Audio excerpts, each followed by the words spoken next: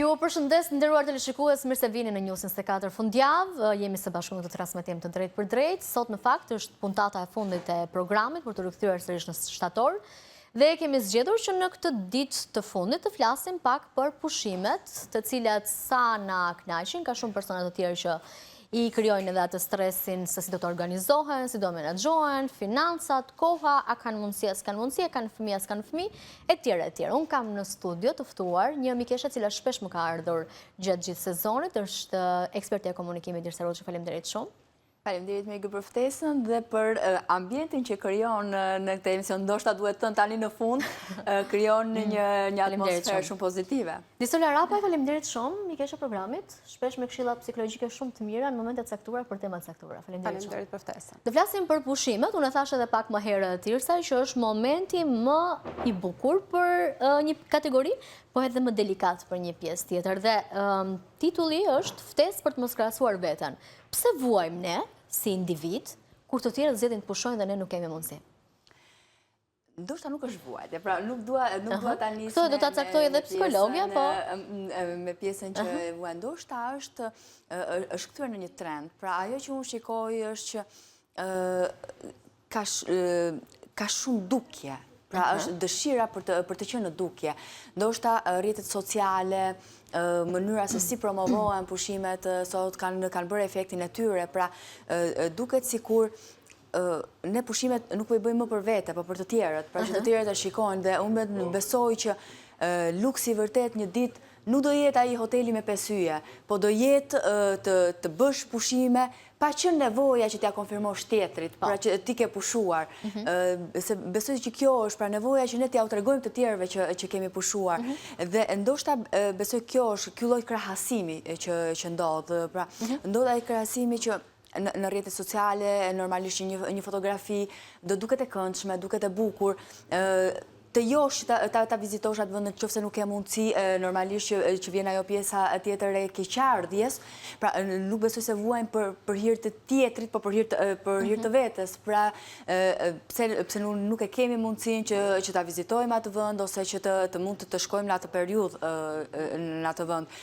Dhe këtu pastaj lind ajo krahasimi, besoj midis njerëzve dhe prandaj them që ndoshta nuk është tek vuajtja në vetvete, sepse një palë pushime a është apo jo vuajtje dhe pastaj rikthehemi sërish. Besoj se një palë pushime nuk është se bën një diferencë të jashtëzakonshme në mënyrën se si pasqyrohet në dukjen tënde. E bën atë a merr qetësinë ti apo jo. Pra është ajo reflektimi I brendshëm që ato pushime atë kanë sill vërtet qetësi, sepse dikush mund të ketë bërë pushime, por nuk ka marrë kënaqësi nga ato pushime. Pra sepse dhe pushimi varet është ndryshëm në njerëz të ndryshëm. Atë që unë konceptoj pushim, për shembull dikush tjetër mund mos e konceptoj. Dikush quan pushim një hotel me 5 yje, dikush quan një javë ose një fundjavë pa telefona, pa përgjegjësi dhe pa kontakte. Ja, do ta saksojmë Disolën nëse është apo jo stres në vetvete kjo pjesë, a e vuajnë personat si sindrom, a ka lidhje me gjendjen psikologjike, a është në masë për njerëzit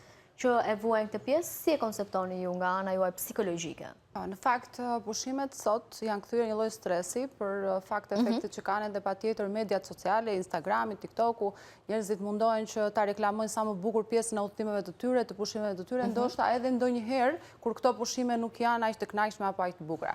Dhe duke qenë kështu, një pjesë tjetër e njerëzve të cilët nuk I kanë këto mundësira për të shkuar me pushime, për të shkuar në këto vende, nuk I kanë mundësitë financiare, nuk I kanë problematika shëndetësore, patjetër që kjo kthehet në një lloj presioni dhe një ngarkese emocionale, të cilët I bën njerëzit që dashur pa dashur, për shkak të pamundësisë tyre për të shkuar aty të kenë një lloj ngarkese apo dhe stresi, por nuk e di nëse mund ta quajmë tamam vuajtje, po shfaq një lloj ngarkese dhe stres patjetër.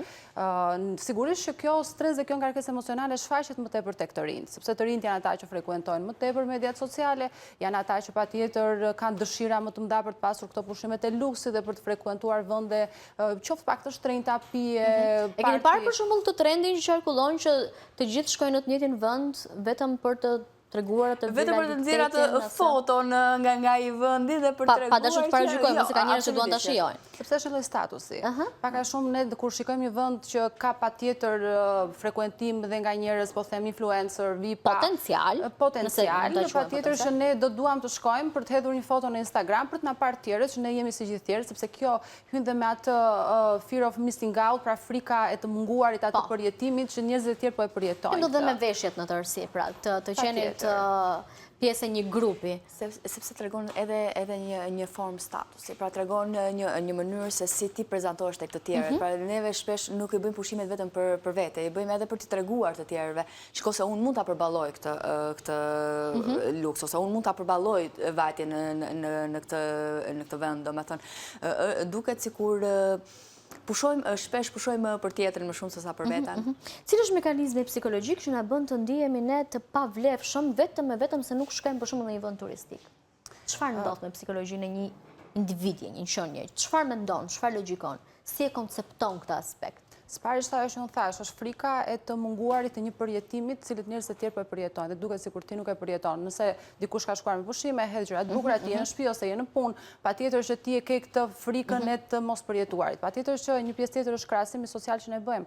Ne mundohemi të krahasojmë me të tjerët për vendet ku shkojnë, çfarë bëjnë, dhe sigurisht që kjo mënyrë e krahasimit social na ndikon psikologjikisht. Na vënë një lloj presioni që ne duhet të shkojmë me pushime. Ka njerëz që nuk e kanë mundësinë që këtë verë të shkojnë me pushime, patjetër kjo forca e krahasimit shpeshherë nuk na lën. Kjo njihet si sindroma e verës së humbur në gjuhën e psikologëve dhe kam përshtypjen që trajtojnë dhe shumë njerëz në shtator pastaj. I duhet që trajtojnë gjendjen e tyre emocionale, ngarkesën, gjithë presionin që përjetojnë gjatë verës. Nuk është kaq e thjeshtë. Jo, e thjesht nuk është, por patjetër që njerëzit në një farë forme duhet të përdorin ato mekanizmat e tyre mbrojtës që të kuptojnë që okay, buxheti jon financiar apo pamundësia jon financiare këtë verë nuk është të shkojmë me pushime, duhet që ta rregullojmë për vitin tjetër ose nuk kemi mundësi të frekuentojmë këto vendet e luksit, patjetër që mund të zgjedhim një destinacion i cili është i menaxhueshëm dhe i përballueshëm për financat e tyre, dhe sigurisht tek të rinj, sepse familjarët deri diku janë më tepër të programuar në ato pushimet e tyre, ndërsa të rinjtë ndiejnë më tepër këtë forcën. Familjarët me trendin e viteve mund të kenë ndryshuar sjelljen e tyre gjatë pushimeve, por qëndrojnë statike asaj për zgjedhjes që duan gjëra familjare, dinë se ku duan të shkojnë, ndërkohë brezi do t'i ndajmë pak, do ta ndajmë trajtimin e çështjes në brezin e ri dhe në brezin e familjeve tona që nuk kanë ndonjë pretendim shumë të lartë, pra duan thjesht të kënaqen. Kur flasim për këtë kategori, ata janë të qetë, nuk përjetojnë ankth. Apo përjetojnë ankthin e pagesave. Se dhe kjo është çështje më vete. Prindrit tanë mendoj që patjetër që e kanë një lloj organizimi të financave të tyre dhe shpeshherë nuk nxiten nga presionet qoftë të rrethit të tyre, po qoftë edhe të mediave. Prindrit nuk e kanë këtë. Prindrit në varësi të buxhetit mundohen që të zgjidhin një destinacion i cili është i përballueshëm, është familjar, është i qetë, të ushqehen mirë. Ka të bëjë dhe me prioritetet. Pra, nëse një njeri i cili ka punuar gjithë vitin, ndoshta brenda vetes ndjen që nevoja më e madhe është thjesht të arrijë të pushojë, se sa ku duhet pushoj apo si duhet pushoj në krahasim me pjesën tjetër. Pra, prioriteti i vendos qoftë edhe qetësisë. Besoj që ka të bëjë shumë edhe mënyra se si ne zgjedhim ta shikojmë. Pra, këndvështrimi me cilin zgjedhim. Është edhe shpreha që shtri këmbë sa ke organin, domethënë një pjesë e mirë shumë njerëz po kalojnë për te. Kurse një pjesë kalojnë për te dhe këtu pastaj fillon ajo presioni, le të themi, sepse në dëshirën për të kaluar për te i mundësisë të ndë shpesh shikojnë që nuk mundesh do dhe sforcon vete. Dhe kjo pastaj e kthen pushimin në një stres. Por besoj që një pjesë e mirë e njerëzve duke qenë se jeta është bërë shumë në lëvizje dinamike, në lëvizje gjatë gjithë kohës njerëzit ndoshta nuk punojnë vetëm në një punë, pra bëjnë disa punë, dita nuk ju mjafton për të gjetur atë paqen dhe qetësinë e tyre. Besoj se një pjesë e madhe e njerëzve, të paktën atyre që janë shumë të angazhuar në punë, besoj që ju mjafton qoftë edhe një shkëputje nga ky realiteti i brudhshëm, kështu që besoj se kjo i jep qetësinë më të madhe se sa pjesa tjetër e zhurmës apo e luksit, sepse siç thash edhe në fillim, nuk ka asgjë të keqe të bësh pushime luksin në qoftë se ti arrin të përballosh. Pra ka njerëz që e shijojnë atë mënyrë, e duan atë lloj jetese dhe ju jep kënaqësi ajo lloj. Prandaj njerëzit janë të ndryshëm. Megjithatë, Disola, do doja të ndalesha pak tek qyteti i boshatisur. A përjetojnë njerëzit përveç stresin e faktit që dikush tjetër ka shkuar me pushime dhe ky individ ose kjo familje nuk ka shkuar, edhe izolimin, sepse qyteti mbetet bosh, nuk janë mësuar ta shohin ashtu, vrulli i Tiranës është shumë i madh, në gusht gati nuk është askush. E përjetojnë, po, është e vërtet. Në shumë raste, unë tani kam marrë, do me thënë qoftë telefonat apo shkrimet, qoftë të mbikeshave të mia, por dhe të klientëve të mi, që më thonë që e ndjej këtë Tiranën që është bosh, dhe okej, në një pjesë më krijon stres, do me thënë çfarë duhet bëj, duhet dalë, lokalet janë bosh. Kjo është bërë sepse gjithë kanë ikë në jug. Dhe shpeshherë kjo krijohet kjo në masivitet që njerëzit janë për plazhe, sepse jo të gjithë janë në jugë, jo të gjithë janë për plazhe. Dikush mund të jetë edhe diku në fshat, mund të jetë edhe mbyllur në shtëpi për shkak të vapës, por duke qenë bosh kjo pjesa e qytetit edhe mospasjes së njerëzve, shpesh përjetohet si një lloj presioni dhe një lloj stresi, dhe mezi presin që vera të mbarojë në mënyrë që të rikthehet shtatori, të rikthehet vrulli, dhe të rikthehet ajo jeta që është aktive për të gjithë, sepse duket sikur ti je një lloj përjashtuar, ka pjesa tjetër të cilët mendojnë që e shijojnë, që janë të lumtur, por jo gjithmonë funksionon kështu, sepse jo të gjithë ne që mund të shkojmë po them në plazh këtë fundjavë të ndihemi të lumtur, dhe këtë pjesa tjetër jo. Kjo është një gjë që njerëzit e përjetojnë në mënyrë psikologjike, por jo gjithmonë që ka kështu dhe funksionon kështu. Në një qytet si Tirana, besoj që ta shikosh bosh, pra unë jam lindur dhe jam rritur në këtë qytet dhe ta shikoj bosh mua më jep me të drejtën, më jep lumturi. Jo, mua më jep lumturi që të shikoj Tiranën më në fund dhe pak qetësi, pak jo ajo zhurma sepse kalon në rrugë dhe përplasesh me njerëzit. Megjithatë nuk është shumë për gjithë njerëzit. Nuk është shumë për të gjithë sepse varet se si e përjeton. Pra, nëse për shembull e rëndësishme e Irsa sot është që mos flasim çfarë përjetojmë ne. Por çfarë përjetojnë të tjerët? Unë besoj se jemi pak a shumë të njëjtat ndjesi, duke qenë se jetojmë në të njëjtin vend, ne kemi pak a shumë të njëjtat rutina të përditshme. Besoj se ndodh për gjithë shoqërinë, ndodh e njëjta gjë. Pra, nuk besoj se jemi të përjashtuar një pjesë ose një pjesë beson ndryshe. Mendoj që është ajo ndarja që bëret në fillim, është pjesa e atyre që janë familjar dhe pjesa e atyre që janë rinia që duan një jetë pak më të vrullshme, e ndjejnë ndoshta mungesën e asaj të qëndruarit në një gjendje qetësie dhe jo zhurmë sepse e kanë energjinë, pra duan ta shfrytëzojnë dhe ta vënë në lëvizje atë energji dhe është gjëja më normale dhe më pozitive që të rinjt të jenë gjatë gjithë kohës aktiv. Plus që pastaj pjesa tjetër janë edhe atyre që kanë përfunduar shkollën dhe normalisht që një pjesë të madhe të lindjes. Absolutisht. Dhe pjesa e të rinjve të cilët janë adoleshentë, të cilët gjatë muajve të verës kanë prindrit të cilët janë në punë, ndërsa ata janë në shtëpi dhe nuk kanë asnjë angazhim tjetër. Kjo ata e përjetojnë ndoshta besoj më shumë se sa gjithë pjesa tjetër. Prindrit që nuk kanë mundësi financiare apo janë në punë, si t'u shpjegojnë fëmijëve të tyre që nuk kanë mundësi të dërgojnë me pushime pa i shqetësuar ata vetë dhe klimën familjare? Sa e vështirë bëhet kjo dhe sa stres mund të përjetojë një familje që thot, si t'ia shpjegoj një fëmijë 6 vjeç që më thot mami më dërgon në plazh, kam qejf të shkoj në plazh.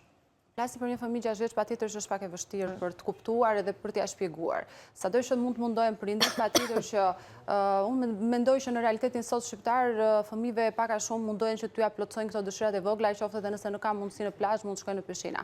Për fëmijët e vegjël është e vështirë dhe shpeshherë prindrit patjetër që mundohen gradualisht t'ia plotësojnë ato nevojat e tyre edhe për plazh. Por kur vjen çështja tek adoleshentët, pastaj bëhet pak më vështirë, sepse aty thashë futen këto krahasime social, nevoja për të patur përmbajtje në rrjetet sociale, shpeshherë shikojnë bashkëmoshatarët e tyre të cilët janë për plazhe, dhe sigurisht që përjetimi i tyre dhe presionin që ata përjetojnë është më i fortë. Vuajnë nga kompleksi mangësisë, kam përshtypjen. Vuajnë patjetër dhe këtu është pjesa e familjes të cilët duhet në një farë formë ta menaxhojnë, sepse edhe përjetimi i një fëmije të vogël dhe një adoleshenti patjetër që nuk është njësoj.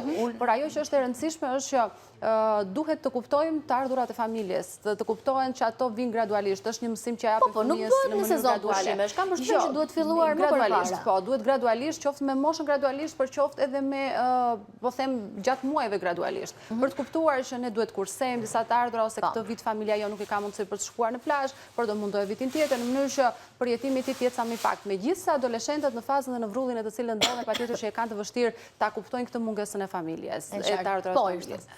Ka të diçka, ka ndryshuar edhe filozofia e prindërimit. Pra, prindrit sot jo vetëm që përpiqen të trajtojnë në mënyrë më, le të themi, më shoqërore marrëdhënien me fëmijën, por edhe mënyra se si një fëmijë angazhohet në kohën e lirë sot ka ndryshuar. Pra, duke qenë se brezi i fëmirisë tonë, për shembull, ka pasur ato lagjet ku mblidheshin të gjithë fëmijët, sot janë më të vetmuar fëmijët dhe prindërit kanë filluar të çojnë në përkurse të ndryshme, në angazhime të ndryshme sociale.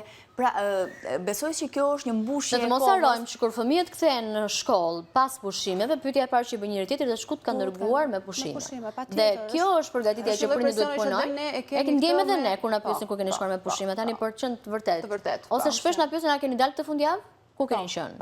Kjo është për të rritur. Imagjino për një fëmijë pastaj. Po, ti je mes kolegësh dhe ti dhe unë kam parë edhe tek mbesa ime që është adoleshente, me njëri tjetrin ata pyesin ku shkove në fundjavë, çfarë bëre, çfarë do veshësh te ky parti, çfarë do veshësh kur dalim mbas ditës. Domethënë ata e kanë një gjë normale.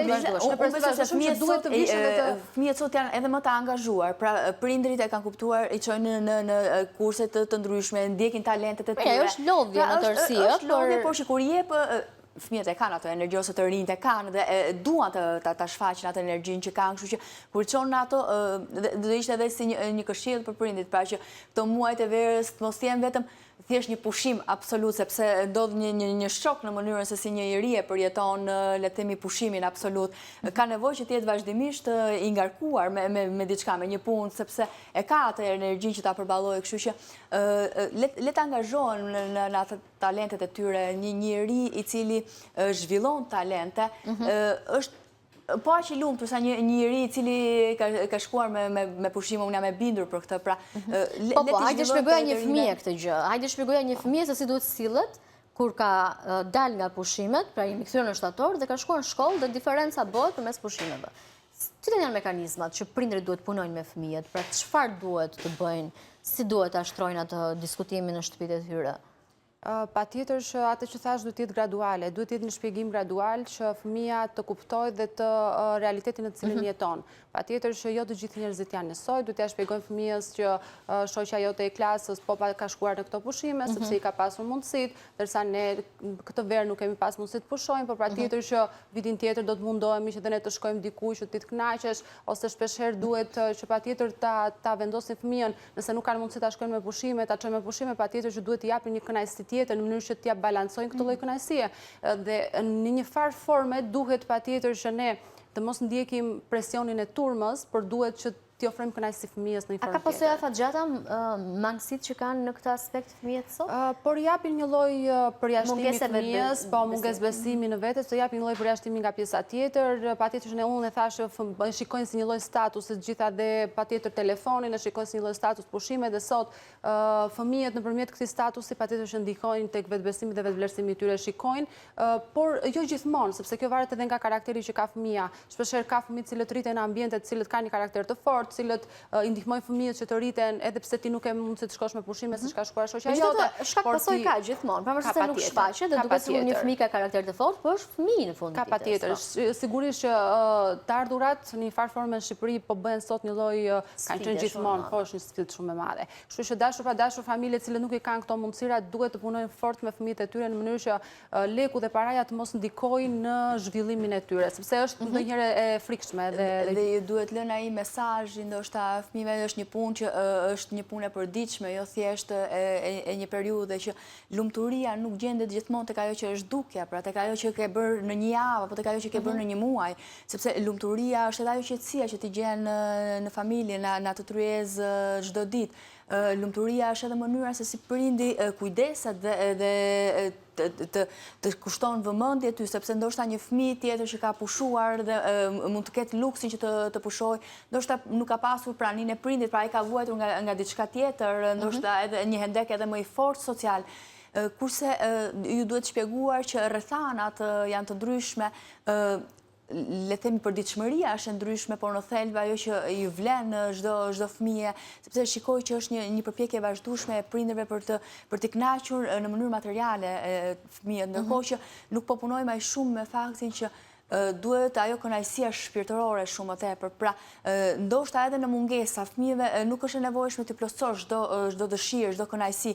Ndoshta edhe ato mungesat i zhvillojnë imagjinatën, i zhvillojnë ato vuajtjet në thojza të vogla, i mbrojnë nga ato vuajtjet e mëdha një ditë, sepse një fëmijë që merr kënaqësi dhe nuk ndjen këto përjetimet e vogla dhe themi mangësitë, mungesat e vogla, do të vi një ditë, do ndjeja që gjithçka i takon dhe do ndjeja ato mangësitë e mëdha pastaj në jetë, pra do ketë ato trauma psikologjike shumë të mëdha. Një fëmijë kur lëndohet është pak e dhimbshme edhe për perceptimin kryesisht në fazën e adoleshencës. Ndikimi i bashkëmoshaqarëve është patjetër shumë i fuqishëm dhe sado që fëmijë ti flasi i transformon dhe karakterin. I transformon dhe sado që të flasësh fëmijës patjetër që do ta plotësosh këtë aspektin emocional të tyre dhe shpirtëror, po kur vjen çështja për nevojat të tyre, qoftë edhe një telefon, prindët shpeshherë sot unë shikoj ndjen të dyzuar, a t'ja marr apo mos t'ja marr telefonin sepse shoqet e veta i kanë këtë gjë. Dhe ndonjëherë kjo presioni dhe trysnia që ushtron bashkëmoshaqtarë shumë herë më i fortë se sa i prindërve. Por, a duhet i bëjmë pushimet vetëm? A duhet i bëjmë pushimet me familjen? A duhet të angazhohemi për më shumë? Do flasim pas publicitetit, kemi reklama në këtë moment, rikthehemi sërish në studion, do ndryshojmë temë të diskutimit, do të shkojmë tani se si duhet i kalojmë pushimet dhe çfarë është më mirë për psikologjinë tonë mbi të gjitha.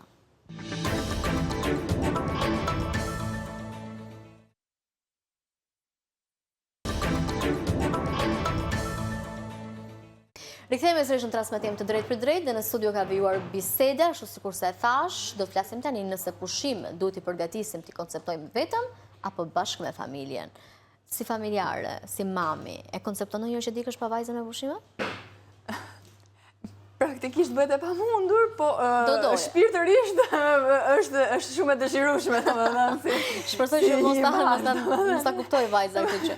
Jo, është besoj ndjesia më normale që ka secili. Do të shpëtosh. Absolutisht është ajo qetësia, thash që ndonjëherë luksi vërtet nuk është pamja që të serviret, është ajo qetësia që do të marrësh. Absolutisht që ishte edhe në kuadër të humorit, pra një prind në momentin që ka fëmijë të ndjen lumturi kur shikon fëmijën e lumtur, absolutisht që është, domethënë, e para dhe e përjetimi dhe emocioni i parë është që merr lumturi në momentin që shikon fëmijën e vet, që është i qetë, që është i lumtur. Pra është absolutisht pastaj është edhe pjesa tjetër. Është dhe kjo pjesa tjetër pastaj që fëmijët sot janë bërë shumë të zhurmshëm, pra kanë ato dëshirat e tyre, ndonjëherë janë edhe të pabindur dhe ti thua më duhet ajo qetësia absolute, domethënë që mungon gjatë gjithë vitit dhe është besoj është edhe domosdoshme, është edhe normale. Pra mandaj tani, këtë vit do ishe më mirë vetëm apo me familje? Besoj që duhet të kombinuar të dyja. Jo, ke një zgjedhje, se kjo përgjigje diplomatike kështu nuk e ndan. Absolutisht që kur ke fëmijën, ti nuk mund të refuzosh të kënaqësh fëmijën tënd për të qenë egoist. Domethënë absolutisht që nëse është vetëm një zgjedhje, do të zgjedhja që të kisha vajzën time në krah dhe të pushoja me ti me bi. Pjesën tjetër të familjes?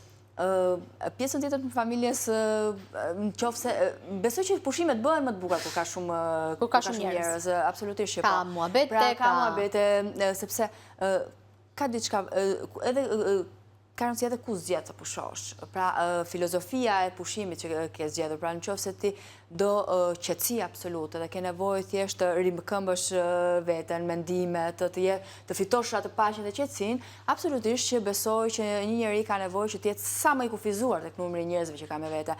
Nëse një njeri do të shijoj, pra i ka munguar pjesa, ka qenë gjatë kohës, për shembull, po ka qenë vetëm dhe ka pasur shumë qetësi dhe i mungon ajo pjesa të qenit në humor, pjesa të qenit e zhurmshme, pra i mungon pushimet e zhurmshme, besoj që e ka të nevojshme që të ketë sa më shumë njerëz, të ketë sa më shumë të afërm familjar në krah. Me thënë drejtën, sot, unë e thashë, njerëzit sot po vuajnë vetmin, sepse shumë vrulli jetës së përditshme dhe mungesa e njerëzve patjetër na bëjnë që ne të jemi në shumicën e kohës të gjërave vetëm. Kështu që do të preferoja patjetër dhe gjithmonë çdo verë që t'i bëja pushimet me familjen time, sado që mund të kemi zhurmë dhe mund të kemi mungesë qetësie apo gjëra të kësaj natyre, po mungesë gjumi ndonjëherë, por patjetër që do ta dëshiroja këtë gjë sepse nuk ka më mirë se sa të kalosh kohë me familjen tënde, me prindrit e tu, dita ditës kalojnë, ndryshon mosha e tyre, dhe patjetër kalimi i kohës cilësore me ta do të ishte shumë pozitive. Dhe në fakt këtë e kam këshill dhe për gjithë të rinj që ndonjëherë... Po pra, se ka ndryshuar perceptimi. Po, ka ndryshuar perceptimi, mendojnë që duan të ikin vetëm me shoqërinë, të bëjnë aventura, patjetër që ne do të kemi kohë gjithë jetës sonë për të bërë aventura, por prindrit tonë kanë kohën deri diku jo në favor, kështu që duhet të kalojmë sa më shumë kohë me prindrit tanë dhe me të afërmit tanë, në mënyrë që të kemi kujtime dhe të kemi arritje cilësore, të kemi A ka një standard social që duhet i kalosh kështu pushimet? Dhe nga anon peshorja, pra cili është standardi social aktualisht në Shqipëri? Në fakt, kur flasim për aktualitetin, patjetër që ajo dëshira është ne të shkojmë me shoqërinë. Pra kemi një standard që... Ky është standardi aktual. Aktual. Të shkojmë me shoqërinë sepse duket sikur frekuentojmë vende pak më trendy, se flasim për të rinj gjithmonë. Frekuentojmë vende pak më trendy që me familjarët ndoshta nuk i frekuentojmë dot, ose vende pak më të shtrenjta, vende pak më in, të cilat janë në modë aktualisht, dhe patjetër që kjo e turr të rinj të jenë drejt individualitetit e drejt shoqërisë. Por patjetër që nuk është vetëm për vendin, por është edhe në mentalitet. Pra fakti që të rinjtë shkove me mami, shkove me babin, akoma me mami dhe me babin, pra është ajo ideja që presioni social që i bëjnë njëri tjetrit. Pra nuk i akoma i pavarur. Nuk i akoma i pavarur. Absolutisht. Nuk e më qasjen të marit, nuk paragjykohesh më, se s'të bën përshtypje më. Nuk të bën më përshtypje, por në atë moshë, për shembull, që ne po flasim që është e nevojshme dhe prania e prindit, ndoshta sepse ti krijon një tjetër kujtim, le themi, për vitin, për verën, dhe tek ajo moshë fillojnë ato presionet, po pse akoma e i varur nga mami dhe nga babi e ti, nuk ka asnjë problem. Ka thënë njërë Jo, unë personalisht nuk e kam djerë si presion këtë pjesë, por që shikoj që të rinjtë e sotëm e kam, pra dëshirën për të qenë vetëm, pra dëshirën për të shmangur edhe në rrugë, edhe kur dalin, edhe kur pinje kafe në fazën e adoleshencës, që duan të ndihen të pavarur nga familja, nga prindi, sepse ju duket sikur tallin njëri tjetrin, ndërkohë që do kuptojnë pas ca vitesh që çfarë kanë humbur, do me thënë do rriten, do jenë shumë të pavarur në mendime. Duhet i besojmë procesit? Duhet japim të drejtë reagimeve të adoleshentëve? Sepse siç ndryshojnë të gjithë, ndryshojnë edhe ata, kanë ato shpërtimet emocionale të tyre. Është një fazë e shkurtër që përjetojnë patjetër të gjithë. Dhe prindit mos ta përjetojnë sikur po përjashtohen ato ndjesit që mund përjetojnë. Është një fazë e shkurtër, cilët çdo i ri dhe çdo adoleshent e përjeton.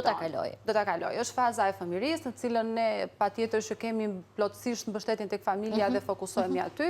Është faza e adoleshencës që të rinjt kërkojnë që të fokusohen më tepër te shoqëria se sa tek familja, qoftë tek dëshira, çdo gjë lidhin me ta, krahasueshmërinë, nevojën për të qenë sa më shumë me ta, për të kaluar kohë me ta. Unë shikoj besën time dhe kur është me pushime, patjetër do të gjej një shoqe në vetë që të shkruaj, mos ndoshta edhe ti këtu që ne dalim, sepse jo se nuk do të kaloj kohë me ne, por patjetër që influenca është patjetër është më fort, është e pavarur. Pra do të dëshmoj që ka pavarësi. Do të tregoj pavarësi dhe kështu që mendoj se është fazë që kalon. Do të jemi kuptues patjetër. Prindi ka rolin kryesor kur vjen puna tek adoleshentët, sepse adoleshenti është një fazë që nuk e kupton, ai nuk e kupton rëndësinë që unë shoqëria ka rëndësi për mua tani. Ai e bën natyrshëm këtë gjë, por patjetër që prindi duhet t'i japi lirinë e tij me mas për çdo gjë, për ta pasur patjetër prindi ndonjëherë bëhen vetë përjashtues. Pra në momentin që kanë shpërtime të tilla emocionale, duke qenë që krahasojnë brezat, pra brezi i kaluar me brezin tani kemi mos përputhje totale me brezat, ndodh që i vetë përjashtojnë fëmijët. Pra ti je kështu, ti je kështu, ti je kështu, ti je kështu. Po, dhe kjo është një gabim më të madh që bëjnë prindërit sot dhe e bëjnë tek adoleshentët dhe pastaj adoleshenti fillon që të mbyllet në vetvete, fillon të ketë kriza të tjera,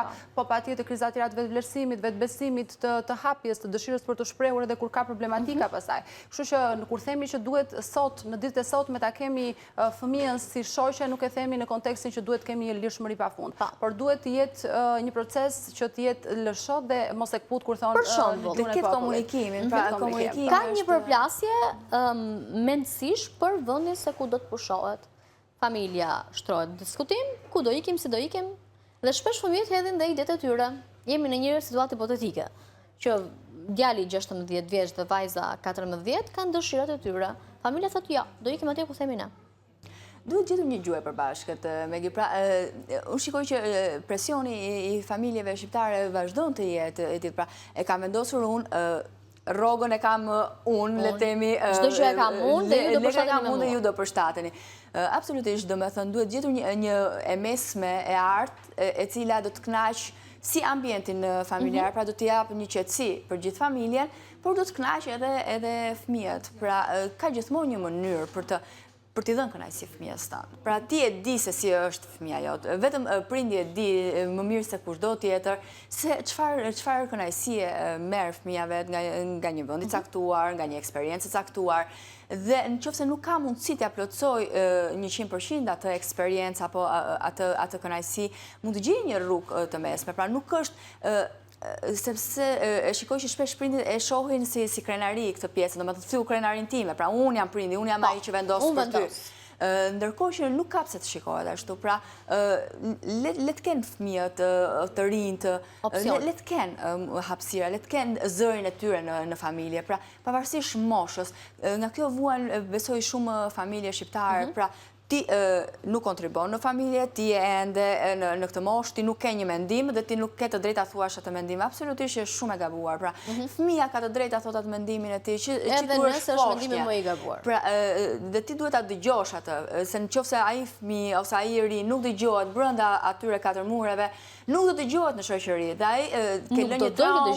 Nuk do të dëgjohet, do t'i lërë një traumë shumë të madhe. Por ajo unë mendoj, falet të diçka tjetër, unë mendoj që ajo është e rëndësishme që nuk duhet të flasim vetëm për pushimet kështu me fëmijët. Është e rëndësishme që të bëhet një praktik, që ne në përditshmërinë tonë për çfarëdo lloj gjëje, të flasim me fëmijët ku aty ka opsione edhe për ty edhe për ne. Domethënë nuk duhet të bëhet vetëm tek pjesa e pushimeve që jo nuk do shkojmë aty dhe të nguli këmbë dhe kush të fitojë në këtë duhet si thua. Nuk ka një luftë. Nuk ka një luftë, ka një mirë kuptim. Ka një mirë kuptim, them unë, dhe kjo komunikimi i vazhdueshëm duhet të jetë shumë me fëmijën për çdo lloj gjëje, qoftë edhe për marrjen e një telefoni, fëmia mund të ketë dëshira që të marrë telefonin e fundit, por duhet t'ia shpjegojmë fëmijës gradualisht që ai të kuptojë terrenin në familjen në cilën jeton, patjetër.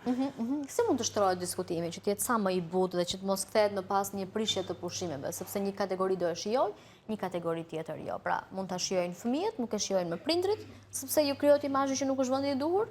Po të kryoj imazhi që nuk është vendi i duhur, qoftë në aspektin e pushimeve, të punës, në familje, në rrugë, kudo, në një lokal, nëse të kryet imazhi që nuk është vendi i duhur, ke krijuar perceptimin, e ndërton, e aplikon. Po, patjetër.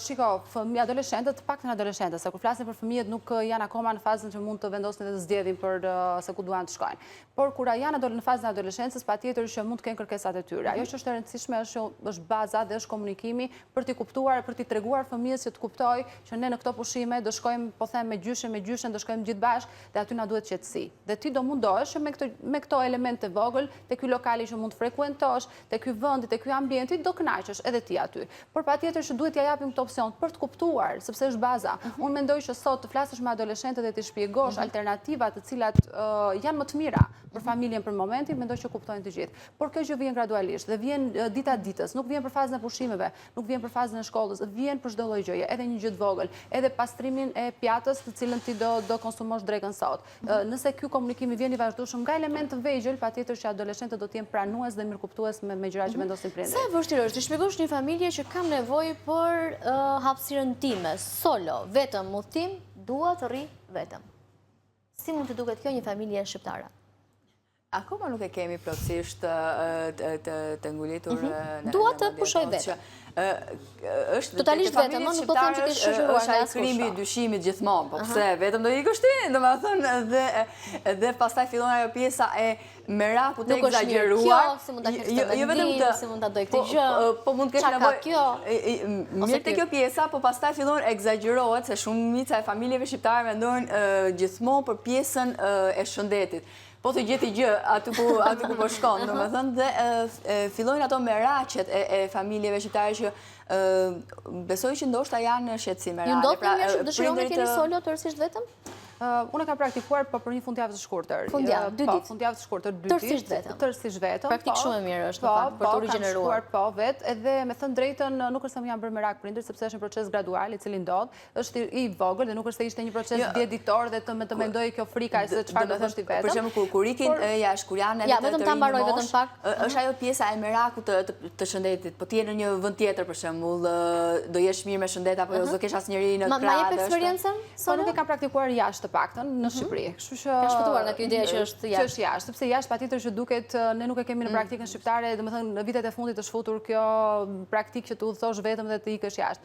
Por patjetër që unë e kam shijuar me thënë drejtën, është relaks, mund të marrësh një libër të lexosh, të shkosh do flesh gjumë, je rehat, askush që nuk të shqetëson. Por unë jam gjithmonë tipi dhe natyra që dua njerëz. Kështu që e shijova patjetër, por nuk do thoja që do isha e natyra që do shkoja vetëm. Ta përsërisja shpejt.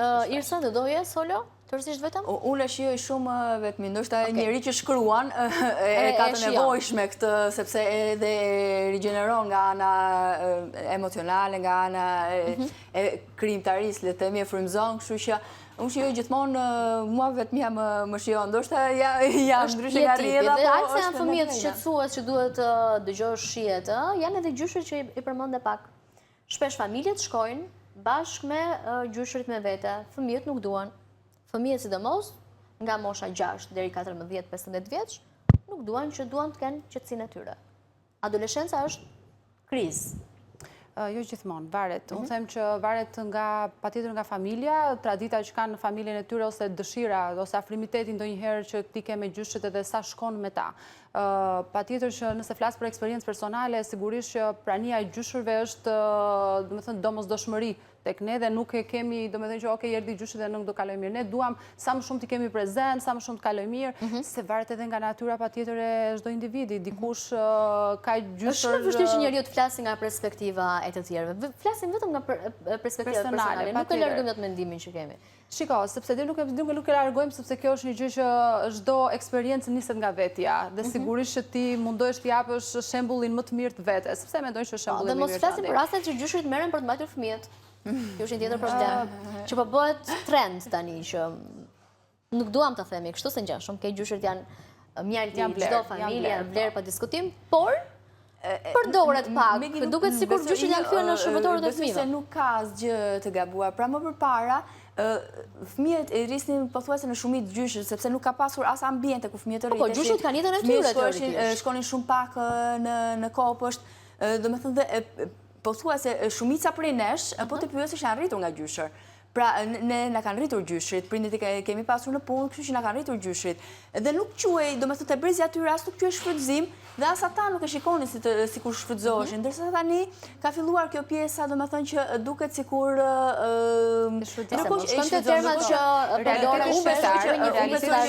një e ka shumë të nevojshëm praninë e gjyshërve. Pra, besoj që e ka të domosdoshme, është një lloj dashurie, qofse prindi është më kërkues, është më, le themi, më ekspozues ndaj asaj që lejohet dhe nuk lejohet për ty, pra vendos disa kufinj.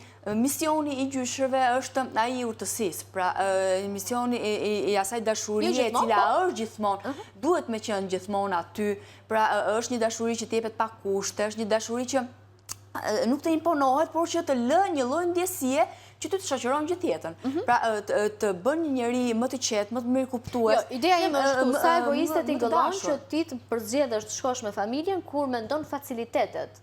Pra nuk mendon që do kaloj bukur me ta, po mendon që duhet shkojmë bashkë sepse njëri do bëj këtë, njëri do bëj këtë, njëri do mbaj fëmijët etj. Ka këtu një gjë që nuk shkon, apo? Patjetër që po. Është normale ta mendojnë që njerëzit. Patjetër që po. Domethënë në vitet e fundit kjo është bërë një lloj trendi që do e marrim se do kush do të mbaj fëmijë, do ikësh me pushime, se do marr prindrit. Domethënë duket sikur detyra e tyre në këto pushime është do kujdesen për fëmijën. Patjetër që është nga ndoshta e shprehin gabim, ndoshta nuk është qëllimi i ky, por në rast se si e thon tingëllon keq. Patjetër që atë që tha edhe zonja është një vlerë të kesh gjyshrit në prezencë të jetës së tyre të përditshme të fëmijëve, dhe patjetër që duhet të ndryshohet ky koncepti që duhet na mbaj fëmijët. Patjetër që do kujdeset, do japim të dyja palët një ndihmës maksimumin për të kaluar qoftë këtë verë të bukur me fëmijët, por edhe në atë që në fund fare dëshira për t'i pasur prezent dhe për të jetuar dhe për të kaluar, për të krijuar emocione, ndjeshmëri, eksperjenca, sepse në fund fare ata kanë nevojë të pushojnë. Dhe vitet e fundit është kthyer kjo trendi që ne i marrim domethënë i lëm fëmijët me gjyshrit dhe ikim vetë. Dhe pse duhet ta bëjmë këtë? Patjetër që kush ka mundësi të bëjë 2-3 palë pushime, le ta bëj këtë, dhe këtë është si opsion, si mundësi. Por kur nuk është kjo mundësi, mendoj që gjyshrit kanë nevojën e tyre për të qenë. Pse mendojnë që familjet shqiptare pranojnë ndek këtë koncept? Pra, nuk është vetëm çifti që e kërkon, janë dhe familjet që të shtynë. Shkoni ju se sepse patjetër që vetë sakrifikimi në familjet shqiptare është një nga vlerat që ne e kemi pasur dhe vijon tek disa familje, tek disa të tjera jo. Pse patjetër që thot gjyshja kam jetën time dhe nuk mund ta mbaj në këto pushime. Por vetë sakrifikimi është nga pika më të forta që ne kemi pasur dhe mendoj që është vlerë. Ama ka gjyshja që tani mund ta artikulojnë. Këtë që unë kam jetën time, nuk dua ta mbaj. Po patjetër ka shumë. Dhe duket çudi e madhe kur e thon. Këtë gjë po ka të drejtën e vet. Jo, unë besoj që është edhe pjesa e mirëkuptimit. Pra jo vetëm vetë sakrifikimi, është edhe pjesa e mirëkuptimit. Pra duke qenë se mosha e tretë le të themi kanë më tepër hapësirë, kanë më tepër kohë. Pra kanë më tepër mundësi edhe të pushojnë me miqtë e tyre, me shoqërinë, ose qoftë edhe thjesht të pushojnë me vetë, ata shohin tek reflektimi i djalit apo i vajzës së tyre që i kanë gjithkohon të angazhuar në punë, pra i kanë në marrëdhënie pune, i kanë të lodhur gjatë gjithë vitin dhe ajo dëshira që shiko se ti ke nevojë ndoshta më tepër se sa pjesa tjetër të pushosh këtë periudhë dhe unë të mbaj fëmijën. Pra, unë nuk e shikoj të gabuar edhe këtë pjesë. Domethënë janë ndihma që janë njerëzore tek e fundit. Pra, përjetimet, të gjitha përjetimet, qoftë edhe lodhja, është një ndjesi shumë normale njerëzore. Pra, nuk duhet as të na bëjë në faj, as të ndihemi fajtor, as të ndihemi në faj sepse ndjen lodhi në një moment, apo ke nevojë për shkëputje në një moment. Dhe kjo është pikërisht pika që do të ndalem, me qenë se jemi dhe afër fundit, që kur shkojmë me pushime, ndërtojmë pritshmëritë që ti do të çlodhemi, do ndodhin çuditëra kur të vim këtu, do mendojmë as një stres, por kur kthehemi këtu, kthehemi me stres dhe ndoshta edhe pak më shumë, se pushimet sa të çlodhin aq edhe të ngarkojnë, qoftë emocionalisht, mendërisht, financiarisht dhe çdo gjë tjetër. Dhe kur vjen këtu, nuk e kupton pse ke një barë të rënd. A përgatiten njerëzit që kur kthehen nga pushimet kanë edhe 2 fish përgjegjësi kur kthehen në vendin e punës për shembull? Po,